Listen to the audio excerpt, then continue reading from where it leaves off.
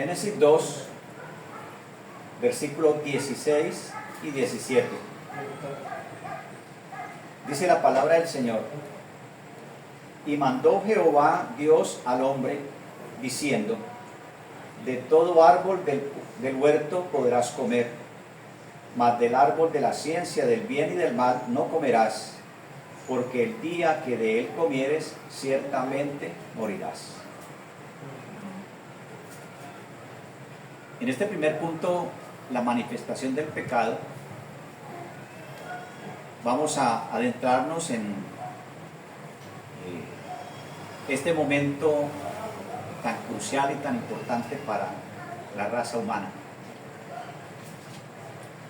De hecho, en este pasaje que leemos, el hombre había recibido un mandato de parte de Dios, y ese mandato era claro, no tenía ninguna otra cosa, sino era un solo mandato muy claro, y era que del árbol de la ciencia del bien y del mal no se debía comer. Y era un solo requisito que había estipulado Dios para el hombre. Pero vemos que el hombre desobedece voluntariamente ese mandato y cae, y con ello se produce la sentencia de muerte dada por Dios si desobedecía.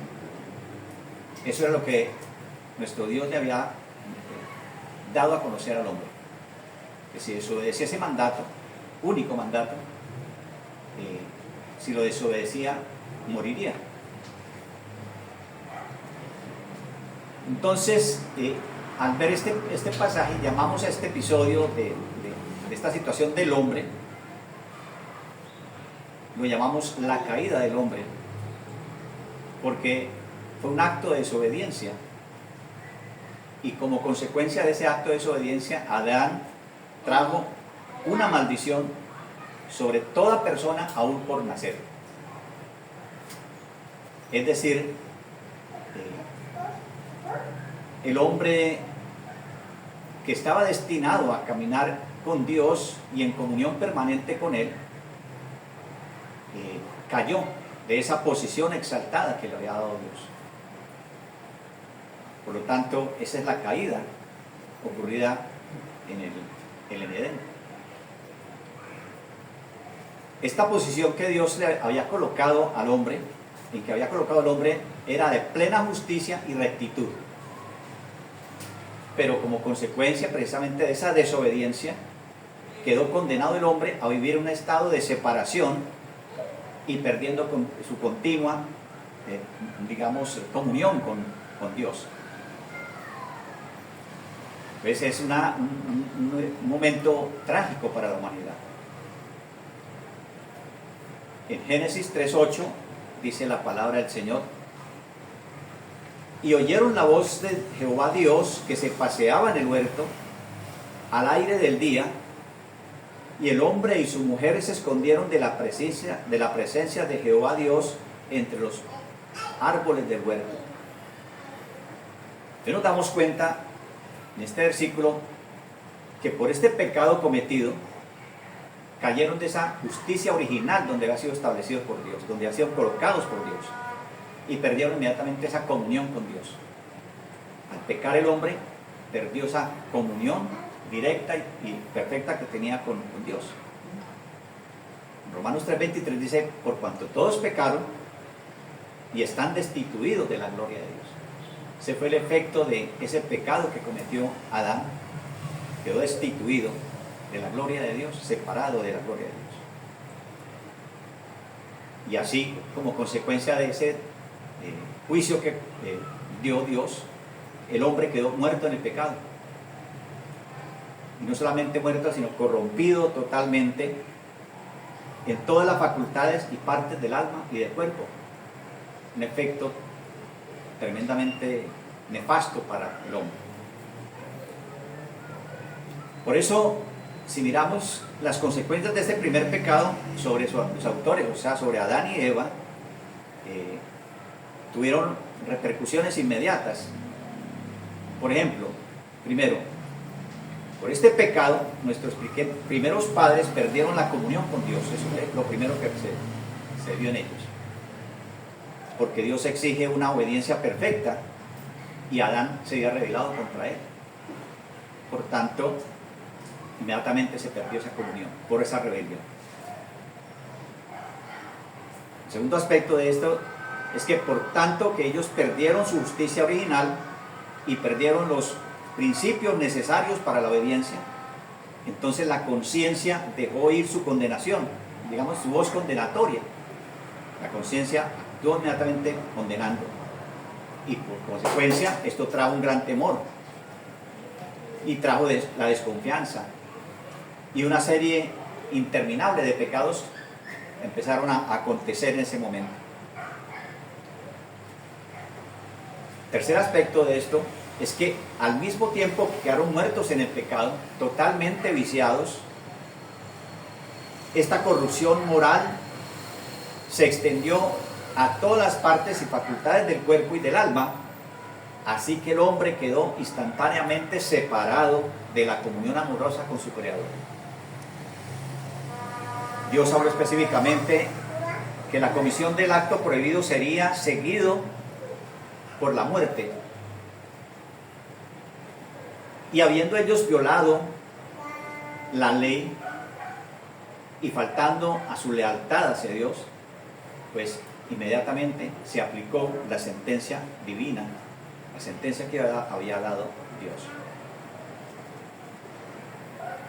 Entonces, de esta manera, toda la naturaleza vino a ser depravada. La naturaleza del hombre vino a ser depravada.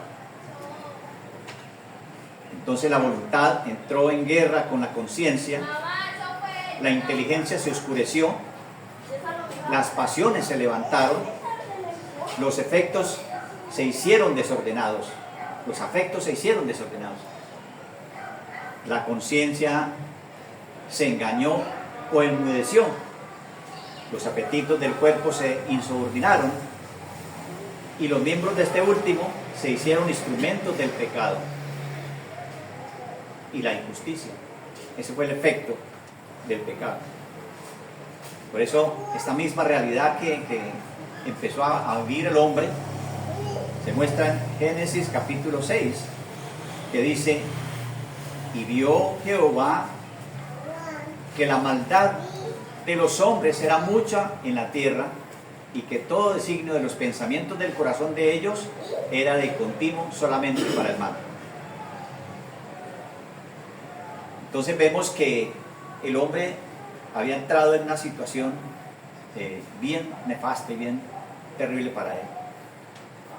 Y según lo que dice este versículo que acabamos de leer, que la maldad en el hombre era mucha, que los designios de pensamiento y del corazón de ellos era solamente el mal, entonces inmediatamente se necesita un diagnóstico, un real diagnóstico de la situación del hombre.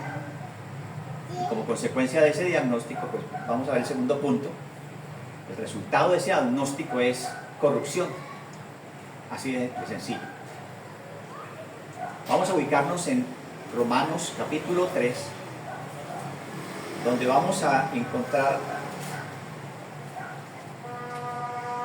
unas enseñanzas especiales de parte de Dios respecto a esta situación del hombre. Romanos capítulo 3, y vamos a estarlo viendo desde el versículo 9 hasta el 18. Y vamos a ir avanzando en este pasaje para darnos cuenta que el primer resultado de la caída del hombre, de Adán, es el pecado representativo. Este es el concepto de que hubo solidaridad en el pecado entre Adán y todos los descendientes de él, por la generación ordinaria que sucedió inmediatamente. Así que Adán pecó y nosotros pecamos en él. Esa es la consecuencia de esa rebelión de Adán hacia Dios. Por eso el versículo 9 dice, de ese capítulo 3, ¿Qué pues? ¿Somos nosotros mejores que ellos? En ninguna manera, pues ya hemos acusado a judíos y a gentiles que todos están bajo pecado. Y el versículo 10 dice, como está escrito, no hay justo ni aún uno. Entonces nos damos cuenta que en este pasaje se hace una valoración del estado en que está el hombre caído. Ahí se inicia el diagnóstico de parte de Dios, es como una escanografía que se realiza para examinar toda la situación del hombre a partir del momento en que recibió esas consecuencias del pecado en su vida. Entonces Dios empieza a hacer un diagnóstico y ese primer diagnóstico lo dice ahí, ¿cierto? Todos están bajo pecado, todos estamos bajo pecado.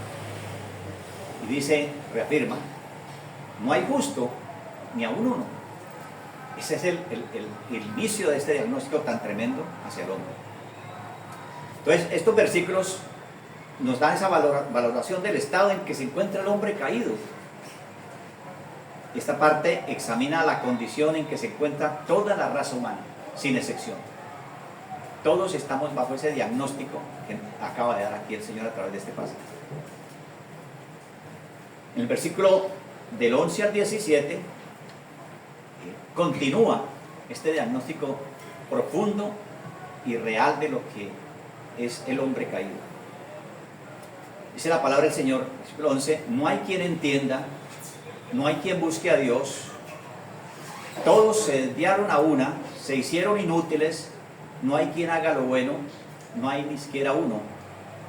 Versículo 13, sepulcro abierto es su garganta, con su lengua engañan, veneno de áspides hay debajo de sus labios. Versículo 14, su boca está llena de maldición y de amargura.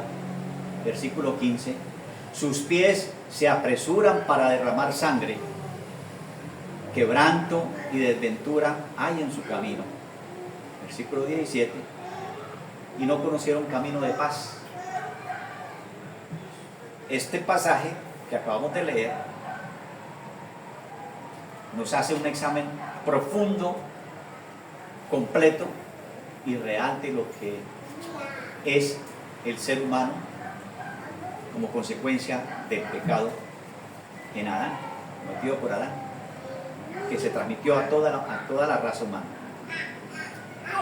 Entonces este pasaje nos está mostrando que los estragos del pecado, lo que ha causado en la personalidad del hombre. La primera parte que leímos nos está diciendo que todos nacemos bajo pecado y que estamos esclavizados por el pecado. Por eso es bien interesante que el hombre piensa que es libre, pero el pecado actúa astutamente a través de la voluntad del hombre y éste actúa haciendo su voluntad, la voluntad del pecado. Y por eso piensa que es libre, porque este hombre caído hace lo que le da la gana, hace lo que a él le parece. Y él piensa que es correcto. Y que es libre porque toma la decisión que él cree que es lo correcto. Pero vemos que está totalmente equivocado.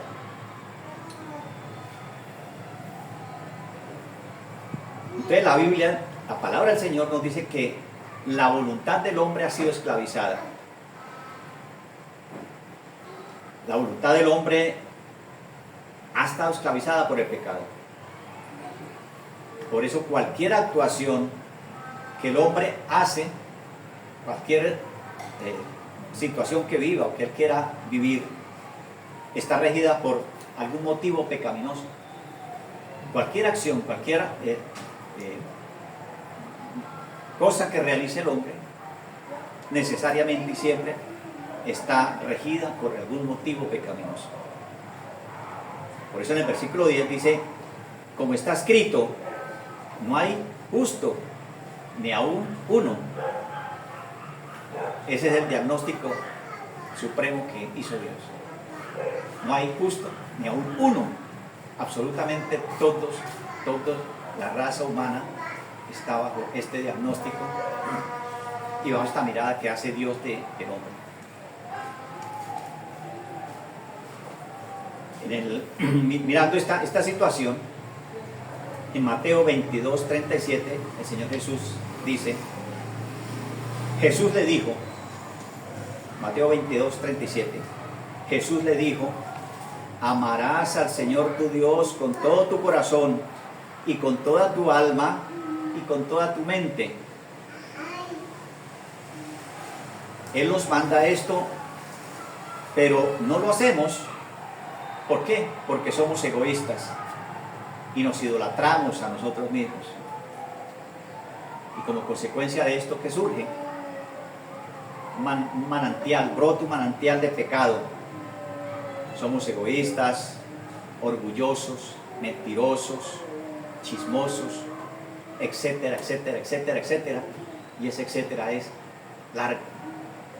Son muchas las situaciones como consecuencia de esa egolatría que mantiene nuestro corazón. Toda esta situación de pecado y de creerse libre el hombre se refleja en el versículo 11 que ya leímos, y es que el hombre solamente busca la realización, la felicidad, pero no busca verdaderamente a Dios. Y aunque este hombre pretende buscarlo, aún en cualquier movimiento religioso, cualquier otra situación mística o lo que sea, no es posible, porque es Dios el que se revela a través de Jesucristo. Es la única forma. Y esta obra la realiza Dios mismo, ¿en qué? En el corazón del hombre. Entonces solamente Dios puede regenerar al hombre desde la misma raíz de su personalidad, porque el hombre no puede hacerlo, y no puede hacerlo porque el pecado lo afectó y afectó los deseos y la voluntad del hombre. Entonces, ¿qué sucede? Amamos lo que nos daña, buscamos lo que nos daña, como que nos sentimos atraídos por lo que nos daña, y aborrecemos lo que es para nuestro bien. Aborrecemos lo bueno. ¿Producto de qué? De ese corazón afectado por el pecado. Pero miremos que alguien podría poner objeciones respecto a esto de que todos los hombres son malos y que solamente la humanidad está inundada de maldad. Y podría decir, no, bueno, pero hay gente honesta, hay gente buena, hay gente que actúa de buena manera, ¿cierto? Hay buenos padres, buenas personas, buenas madres, buenos hombres en medio de la sociedad, ¿cierto? Altruistas, gente que le entrega con dedicación aún en esas organizaciones de la sociedad, la defensa civil, todas esas cosas, médicos voluntarios, todos lo hacen con un corazón altruista y entregado y abnegado. Pero hay una cosa bien interesante que hay que descubrir respecto a esa objeción que de pronto el hombre hace. Esta bondad, estas actitudes no están bajo los estándares de Dios, porque Dios tiene estándares un estándar especial para mirar esa bondad de parte del hombre, y básicamente esos estándares son dos, y son: las obras deben ser hechas por la dirección divina, y las obras hechas exclusivamente para su gloria y no para la gloria nuestra. Es el estándar de Dios. Lo que realizamos todo es malo. No hay, como dice la palabra, no hay ni uno bueno, todo es malo lo que hacemos. Solamente Dios, si se hace conforme al estándar que Dios coloca, se puede verdaderamente ver el reflejo de un hombre bueno. Por eso la palabra del Señor en Mateo 5:16 dice el Señor Jesús: así alumbre vuestra luz delante de los hombres, para que vean vuestras buenas obras y glorifiquen a vuestro Padre que está en los cielos. Entonces, hay que mirar que no es que, digamos, nuestras obras no sirvan, nuestras buenas actitudes en la sociedad no es que no sirvan, sirven, pero eso sirve para vivir una sociedad que necesita un orden, que necesita que se manifieste esa bondad en determinado momento de parte del hombre. Pero el estándar de la justicia de Dios en este caso no aplica para el hombre. Por eso Isaías 64:6 nos dice que nuestras justicias son como trapo de inmundicia. Todo lo que el hombre trata de hacer, la bondad que el hombre trata de reflejar, la justicia que el hombre trata de mostrar, para Dios dice que son como trapos de inmundicia. Y podemos imaginarnos un trapo de inmundicia, una toalla de la cocina, sucia por muchos días. Qué olor, qué cosa, qué aroma toma ese trapo de inmundicia. Y hay muchos ejemplos así. Así dice el Señor que son nuestras justicias como trapos de inmundicia. Entonces nos damos cuenta que en esta radiografía, en este examen que el Señor ha hecho, esta,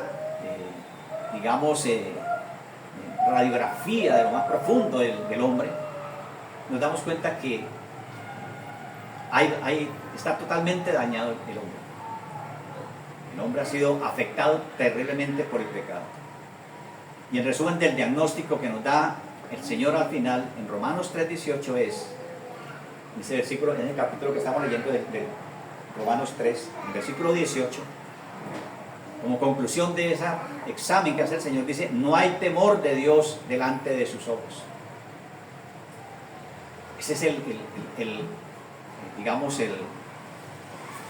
dictamen final que hace el Señor respecto al hombre, a cómo está su posición frente a él.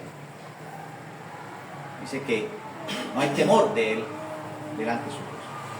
Eso, el pecado ha dañado todas las relaciones humanas, pero lo más trágico es la forma en que ha dañado nuestra relación con Dios. Eso es lo más tremendo, se dañó la relación con Dios. Proverbios 1:7 nos dice que el principio de la sabiduría es el temor de Dios, el temor de Jehová. Por eso los insensatos desprecian la sabiduría, y lo que necesitamos aplicar de esta enseñanza es que el hombre comienza a ser sabio solamente cuando comienza a temer a Dios. Ahí empieza la sabiduría del hombre realmente. No son sus capacidades, ni sus talentos, ni su intelecto, ni su sabiduría de hombre, sino es el temor del Señor. Por eso toda nuestra vida está a la deriva. Y está a la deriva hasta que aprendamos que es Dios y empezamos a vivir como consecuencia de quién es Él. Es este temor reverente que nos habla ahí, al principio de la sabiduría, en Proverbios 1:7. Es este reverente temor que debe tener el hombre en la búsqueda de Dios y en entender quién es Dios. Pero no solamente debería ser este temor, sino debería ser el terror mismo que deberíamos sentir al estar enemistados con un Dios todopoderoso. Debemos sentir ese terror de saber que estamos separados del Dios creador nuestro, del Dios todopoderoso. Ahora bien, lo que nos dice el versículo 11 es que el gran problema del hombre es que ha decidido voluntariamente no buscar a Dios y vivir su vida a espaldas de Dios. Ese es el gran problema del hombre. Y si, como Dios dijera acerca del hombre, digamos, vivir a espaldas de Dios, y como si Dios no tuviera importancia, como si lo que el Señor dijera para nuestra vida no tuviera importancia, así vive el hombre separado de Dios. Por eso podríamos resumir el origen de las desgracias del hombre, lo que le ha acontecido a la humanidad, la podríamos resumir en la frase: no hay temor de Dios. El hombre pecador no tiene temor de Dios. Y entonces el hombre que no teme a Dios, pues vive una vida de conflicto y de separación de Dios, que empieza a no a temer a Dios, sino empieza a temer otras cosas sin importancia. Entonces le teme a los hombres, le teme a las fuerzas misteriosas, y como consecuencia de eso, lo más tremendo, aún se puede volver un hombre agorero. Le tiene temor a todas las cosas y vive por agüeros y por cosas que no tienen importancia y que no valen la pena. Y eso realmente, esa situación que vive el hombre es una gran desgracia. Entonces, para terminar, todo lo que vimos es lo que los teólogos llaman la depravación total. Todas las facultades humanas han sido dañadas, han sido corrompidas por el pecado. El intelecto, la voluntad, las emociones. Y este es el diagnóstico que ha hecho Dios del hombre caído. Para terminar, debo entender algo, que Dios es bondadoso y justo, y por eso dio una solución a tan gravísimo problema del hombre. Dios dio una solución para que el hombre saliera de esa caída tan tremenda que ocurrió en su vida. Pero eso lo vamos a ver a continuación en los próximos, continuando la serie que estamos viendo de la caída del hombre, y vamos a profundizar respecto a eso. Pero como tarea podría quedar para que no salgamos como tan desanimados y tan viendo esta situación tan terrible en el hombre. Miremos más allá la esperanza que nos da Dios. Y queda como tarea para que todos leamos en nuestra casa Efesios, el capítulo 2 de Efesios. Ahí está una respuesta tremenda y maravillosa de parte de Dios para que el hombre salga de esa situación.